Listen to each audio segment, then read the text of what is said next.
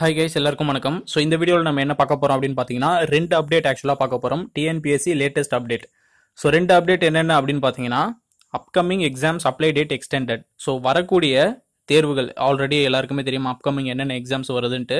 So அந்த எக்ஸாம்ஸினுடைய exam date வந்து ஒன்று தான், பட் ஆனால் அதுக்கு அப்ளை பண்ணுற டேட் வந்து எக்ஸ்டெண்ட் பண்ணியிருக்கிறாங்க. ஃபீஸ் கட்டுற டேட்டும் வந்து எக்ஸ்டெண்ட் பண்ணியிருக்கிறாங்க.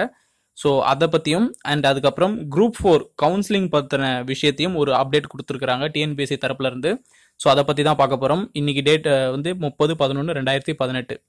ஸோ ஃபர்ஸ்ட் பார்த்தீங்க அப்படின்னா, இந்த அப்ளை பண்ணுறதுக்கான டேட் எக்ஸ்டெண்ட் பண்ணியிருக்கேன்னு சொல்கிறாங்களே. ஸோ எந்தெந்த அப்கமிங் எக்ஸாம்ஸ் அப்படின்னு பார்த்தீங்கன்னா, ஃபர்ஸ்ட் வந்து junior inspector of cooperative societies in cooperative department, கூட்டுறவு சங்கங்களின் இளநிலை ஆய்வாளர், இந்த போஸ்ட்டுக்கும் அப்புறம் உதவி இயக்குனர் தோட்டக்கலைத்துறை மற்றும் தோட்டக்கலை அலுவலர், assistant director of horticulture and horticultural officer in Tamil Nadu horticultural services, இந்த ரெண்டு போஸ்ட்டும். அதுக்கப்புறம் மூணாவது போஸ்ட் வந்து வரைவாளர் நிலை 3, draughtsman grade 3 in the town and country planning department, இந்த போஸ்டிங்க்கும். அதுக்கப்புறம் செயல் அலுவலர் நிலை 3, executive officer grade 3 in Hindu religious and charitable endowments department, இதுக்கும். அண்ட் அதுக்கப்புறம் செயல் அலுவலர் நிலை 4, executive officer grade 4 in Hindu religious and charitable endowments department. So கொடுத்துருக்கக்கூடிய 1, 2, 3, 4, 5 அப்கமிங் வரக்கூடிய இந்த 5 எக்ஸாம்ஸுக்கும் எக்ஸாம் டேட்டு ஒன்று தான். ஆனால் இந்த போஸ்டிங்கான அப்ளை பண்ணுற டேட்டை மட்டும் எக்ஸ்டெண்ட் பண்ணியிருக்காங்க. என்ன அப்படின்னு பார்த்தீங்கன்னா, கஜா புயல் மற்றும் கனமழை காரணமாக ஏற்பட்ட பாதிப்புகளை தொடர்ந்து விண்ணப்பதாரர்களின் நலனை கருத்தில் கொண்டு மேலே குறிப்பிட்டுள்ள அனைத்து தேர்வுகளுக்கும் விண்ணப்பிக்க கடைசி நாள் 10/12/2018. ஸோ டிசம்பர் மாதம் 10ஆம் தேதி வரைக்கும் விண்ணப்பிக்கிறதுக்கான கடைசி நாள் வரைக்கும் இருக்கு அப்படின்றத சொல்லியிருக்காங்க. அதற்கான தேர்வு கட்டணம் செலுத்த கடைசி நாள் 12/12/2018. ஓகேங்களா? ஸோ இந்த டேட் வந்து இப்போ எதுக்கு எக்ஸ்டெண்ட் பண்ணியிருக்கிறது தான் டிஎன்பிசி தரப்புல இருந்து கொடுத்துருக்கிற ஒரு முதல் அப்டேட். அண்ட் நெக்ஸ்ட் அதுக்கப்புறம் அடுத்த அப்டேட் என்ன அப்படின்னு பார்த்தீங்கன்னா, குரூப் 4க்கான அப்டேட் ஒன்று கொடுத்துருக்காங்க. குரூப் 4க்கான அப்டேட் என்ன அப்படின்னு பார்த்தீங்கன்னா, இந்த கவுன்சிலிங் வந்து எதை பேஸ் பண்ணி ஆக்சுவலாக இந்த கவுன்சிலிங் லிஸ்ட் வந்திருக்கு, எதை பேஸ் பண்ணி கேண்டிடேட்ஸ் கூப்பிடப்படுறாங்க அப்படிங்கிற ஒரு விஷயத்த சொல்லியிருக்கிறாங்க. அதையும் பார்க்கலாம்.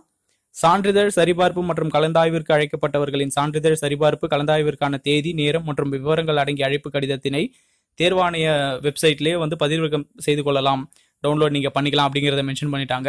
அதுக்கப்புறம் மூலச்சான்றிதழ் சரிபார்ப்பு மற்றும் கலந்தாய்விற்கு பங்கேற்க அழைக்கப்பட்ட விண்ணப்பதாரர்கள் அவரவர் இண்டிவிஜுவல் ஒரு கேண்டிடேட்ஸுமே அவங்க தன்னுடைய எழுத்து தேர்வில் எடுத்த மதிப்பெண்கள் மற்றும் ஒட்டுமொத்த தரவரிசை, இந்த ரேங்கிங் ஆர்டரை வச்சியும், அதுக்கப்புறம் இட ஒதுக்கீடு விதிகள், இந்த ரிசர்வேஷன் கேட்டகரி, இந்த ரூல்ஸ் அண்ட் ரெகுலேஷன்ஸ் இதையும் ஃபாலோ பண்ணி அவங்க மார்க்கை கன்சிடர் பண்ணி, அப்புறம் இந்த ஓவரால் ரேங்க் அதை கன்சிடர் பண்ணி விண்ணப்பத்தில் அளித்துள்ள தகவல்கள் மற்றும் நிலவும் காலி பணியிடங்களுக்கு ஏற்ப கலந்தாய்விற்கு அனுமதிக்கப்படுவர். இதை பேஸ் பண்ணி தான் இவங்க கவுன்சிலிங்க்கு வந்து கன்சிடர் பண்ணியிருக்கிறாங்க. ஓகேங்களா?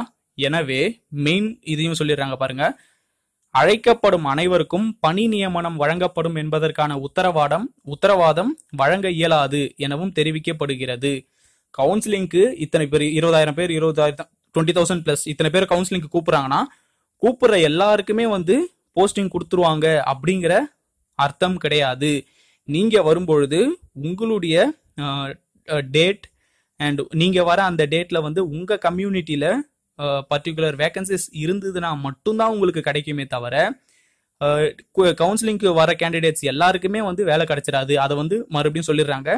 அண்ட் விண்ணப்பதாரர்கள் சான்றிதழ் சரிபார்ப்பு மற்றும் கலந்தாய்விற்கு வர தவறினால் அவர்களுக்கு மறுவாய்ப்பு அளிக்கப்பட மாட்டாது. ஒன்ஸ் நீங்க வரல போல அப்படின்னா இன்னொரு சான்ஸ்லாம் கொடுக்க மாட்டாங்க.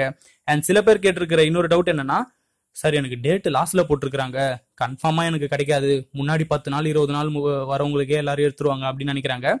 ஸோ அந்த மாதிரி கேண்டிடேட்ஸ்க்கு நான் ஒரு சின்ன விஷயம் மட்டும் சொல்றேன். குரூப் 2A கவுன்சிலிங் அப்டேட்ஸ் வந்து நான் என்னுடைய வீடியோலயே வந்து போட்டிருப்பேன். ஸோ நீங்க அதை பாருங்க. அதை நீங்க பார்க்கும்பொழுது 10 நாளைக்கு 15 நாளைக்கு தள்ளி வந்தவங்களுக்கு வேலை கிடைச்சிருக்கு. 10 நாள் 15 நாள் சூப்பர் மார்க் எடுத்த கேண்டிடேட்டுக்கு 10-15 நாளுக்கு முன்னாடி வந்தவங்களுக்கு வேலை கிடைக்கல. புரியுதுங்களா? ஸோ அதுதான் வந்து இதுல டிஎன்பிஎஸ்சி கவுன்சிலிங் வந்து நான் ஒருத்தருக்கு கமெண்ட் பண்ணியிருந்தேன். ஆக்சுவலா இது என்ன மேஜிக் வேணாலும் மிராக்கல் வேணாலும் நடக்கலாம், நீங்க லாஸ்ட் நாள்ல இருக்கிறீங்க அப்படின்னு வந்து நீங்க வருத்தப்படவும் அவசியம் இல்லை. நான் வந்து ஒரு 20வது நாள் 22வது நாள்ல இருக்கேன், அதனால நீங்க சந்தோஷப்பட வேண்டிய அவசியமும் கிடையாது. ஓகேங்களா? பர்டிகுலர் டேட்ல நீங்க அங்க போய் வேலை கிடைக்காம 2 தடவை 3 தடவை எக்ஸாம்ஸ்ல எழுதி நல்ல மார்க் எடுத்து டிஎன்பிஎஸ்சி ஆஃபீஸ் போயிட்டு போற நேரத்துல என்னடா இது காலி ஆயிடுச்சுன்னு ரிட்டர்ன் வீட்டுக்கு வந்தவங்க எத்தனையோ பேர் கதறி இருக்கிறாங்க. இவங்களுடைய கமெண்ட்ஸை பாருங்க.